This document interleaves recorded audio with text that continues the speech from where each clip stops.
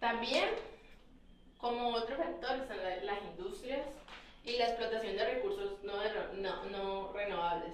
La contaminación, que ya habíamos hablado más a fondo de ella, ligada con este crecimiento urbano desproporcional, porque la gente ya no quiere producir en el campo, porque la gente ya no quiere estar en el campo, se vienen para las ciudades y esto hace que cuando ellos vengan a las ciudades haya más hacinamiento en este tipo de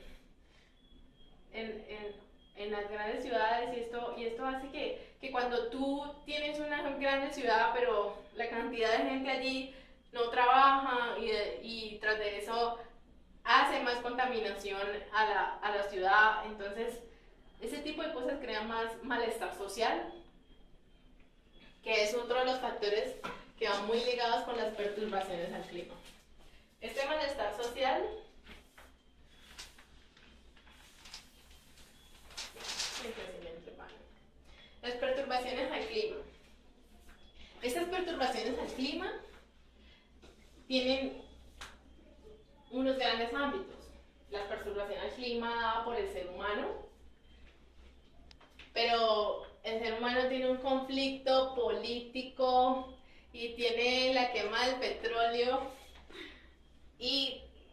no solo el petróleo, sino también que los humanos tenemos, a medida que tenemos pérdidas económicas, tendemos como a explotar más los recursos para ver cuál me sale más barato y si entre más entre más lo explote y más barato me salga, pues mejor es porque aumento mi demanda. Entonces, en esta perturbación del clima, también tenemos la destrucción de la fauna y flora, con la extinción de las especies, los daños severos a ecosistemas que son únicos y que no se dan, con las perturbaciones, elevación de la temperatura global.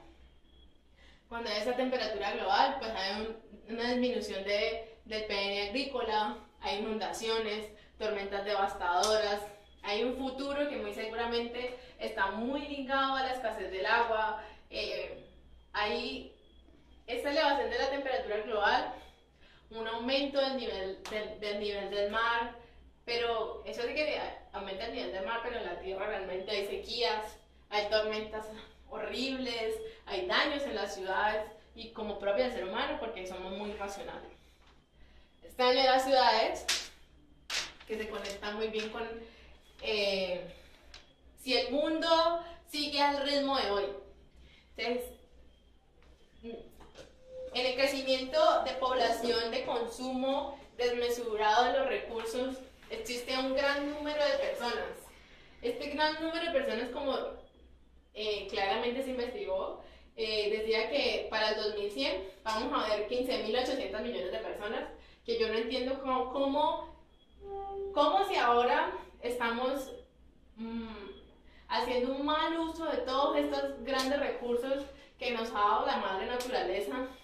¿cómo vamos a sostener 15.800.000 personas? Eso no es posible, eso es algo irracional. Pero como el mundo sigue al ritmo de hoy, entonces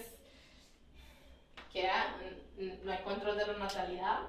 entonces eso hace que haya, bueno, hay que ver aquí que la medicina también influye mucho para la disminución de la mortalidad y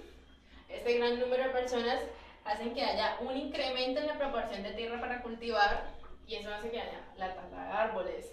También tenemos que este gran número de personas existentes, no solo en las ciudades sino en el mundo entero, que se dice que va a haber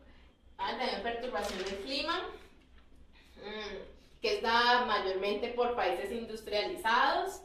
y cada persona produce aproximadamente 4.9 millones de toneladas de CO2 al año, que está muy bien conectado entre una de todas esas rayas con lo que vimos con la contaminación y la transformación de los ecosistemas. El incremento de los gases de efecto invernadero, pero este crecimiento de población y consumo desmesurado también tiene que ver con la pequeña proporción de la humanidad que consume una gran cantidad de los recursos.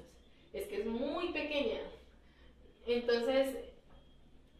por ejemplo, Estados Unidos produce una de las mayores cantidades